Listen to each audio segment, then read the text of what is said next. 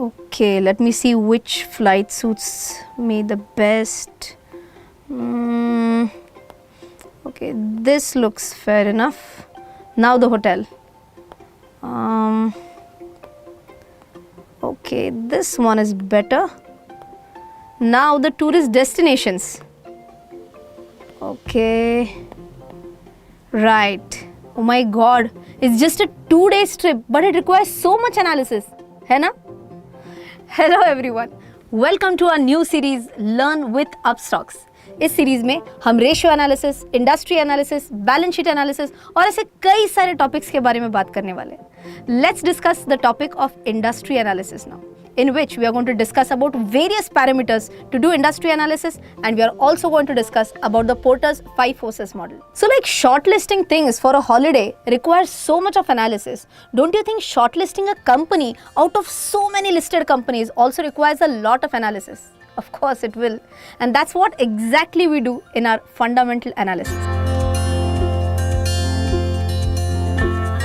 See, basically fundamental analysis involves two approaches, which is known as a top-down approach and a bottom-up approach. I'll quickly tell you what these approaches are.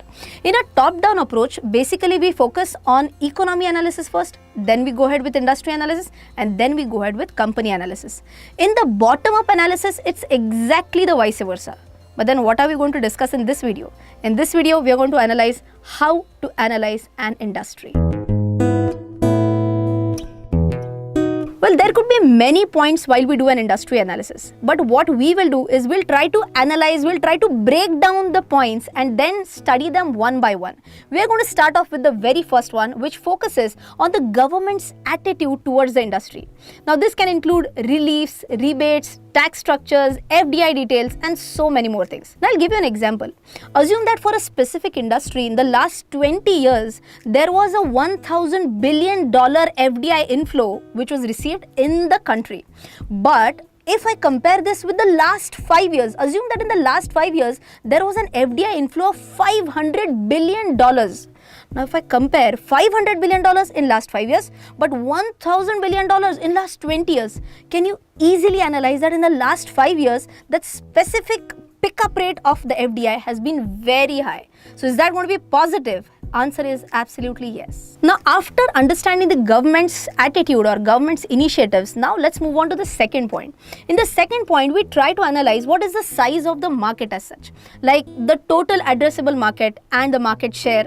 We can also talk about the global industry size. We can talk about the industry share to the GDP. There can be so many more points. For all these points, I'll quickly tell you an example of a cement industry, right? India, just for your information, India is the second largest producer of cement in the world. And of course, first one has to be China, right? There's no other option. After China, India has like 2,400 million tons of production in the latest financial year 2020. This tells us the total size, 2,400 million tons of production of cement, right? That's the total share of this industry. Now, for India, cement production reached 329 million tons in financial year 20, and it is projected to reach 381 million tons by financial year 2022. Remember, I had talked about the size of the industry. Now, don't you think that if the total production is going to increase at such a nice pace, then the total size of the industry will also grow? That's how we can analyze the size of the industry. Well, one more example can be India's overall cement production capacity was nearly 545 million tons in FY20 and accounted for over 8% of the global installed capacity in FY20. Now, that's what I was talking about, how much India's total capacity is in comparison with the global scenario. Well, let's move on with the third point now. Third point talks about how is the customer behavior? What are the market trends? How is the demography of the country? What is the median age of Indians? What is the percentage of working women in the country? What are the preferences of people? So, I'll give you a simple example, right? So, right now in India, the median age of Indians is around 27, 28. So, obviously, people who are wanting to eat out, the percentage of people who are wanting to eat out is more, number one. Number two, the percentage of working women is also increasing. Number three, the percentage of urbanization is also growing very fast. Now, if I take all these points into consideration, can you imagine few industries which are going to get positively impacted because of this? Obviously, it's very easy to analyze this. Number one, it will be the impact on ready to eat category of industry?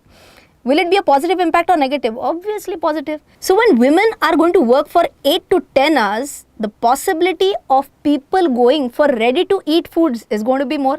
In fact, QSR industry is also going to be one which will get positively impacted. Now what is QSR? QSR is like a quick service restaurant category of industry. Best examples of these are McDonald's and Domino's Pizza. So let's start with the Porter's 5 forces model now. Now this is one of the famous models for industry analysis. Let's take all the 5 points one by one in detail. What's the very first one? The very first one talks about threats of new entrants. Now what do we mean by this? Is there a very easy entry inside this industry or not? That is to be analyzed at the very first point. So I'll give you a simple example. In case of a capital intensive industry which requires a lot of capital, do you see that it will be an easy entry? No, there will be a lot of entry barriers. If that be so, the threat for entering more and more competitors is comparatively lower. So it's a good thing for the existing players in the industry. The second point is the buying power of the customers. Now I'll give you a simple example here as well. There are types of industries which are cyclical in nature. You know, some people call us cyclical in nature, but both are same. Now what do we mean by cyclical industries? These industries will perform well when the overall position, like the GDP position of the country is good, and they'll perform bad when the GDP is bad. So let's take an example. Say the automobile industry. That will see achhe din when the buying power of the customers is really nice. But if the buying power of customers itself is less, then automobile industry is not going to pick up really well. और एक अगर मैं आपको example देती हूँ, let's say the example of a pharma industry. Pharma industry ऐसा एक industry है that has got nothing to do with the disposable income या फिर buying power of the people. Whenever we are talking about a sector like pharma, buying power है नहीं है फर्क ही नहीं पड़ता है. People will go, people will buy medicines. So I hope you have understood the connection. So let's move on to the next point, which is the supplier power. अभी जितने ज़्यादा suppliers हैं आपके, उतनी आपके लिए अच्छी बात है. अगर आपके सप्लायर्स को प्राइस जो है वो खुद कोट करते हैं, वो डिमांडिंग पोजीशन में है, वो कमांडिंग पोजीशन में है, तो आपके लिए वैसे बुरी बात है. क्यों? क्योंकि अगर आप एक स्पेसिफिक टाइप ऑफ सप्लायर्स के ऊपर डिपेंडेंट हो और प्राइस डिटरमाइन करना अगर उनके हाथ में है, तो आपका मुनाफा उनके ऊपर बहुत हद तक डिपेंडेंट होता है. Threat of substitutes, that's the next point. If a substitution is easy and अगर आपका जो सब्स्टिट्यूशन होने वाला है वो बहुत चीप भी है, that can surely weaken your position. And again the same point, आपको जितना भी मुनाफा मिल सकता है इससे, ये भी धोखे में आ जाएगा. The last point is industry competitors. If the competition is intense, then definitely the industry can face a lot of problems posting good profits. I'll give you again one more example of airline companies.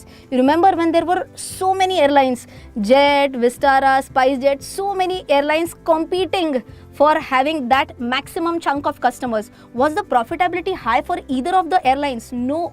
Can I say same example can be copy pasted for a telecom industry as well? So all in all, I can say that if the industry competition is a cutthroat competition, then it will never be good for that specific industry. Thank you for watching our video on industry analysis from our Learn with Upstox series. I hope you have enjoyed this video, and if you did, then don't forget to like, share and subscribe. If you have any questions regarding the video, do leave a comment in the comment section. Also, don't forget to hit the bell icon so whenever any new video is uploaded, you will be surely notified.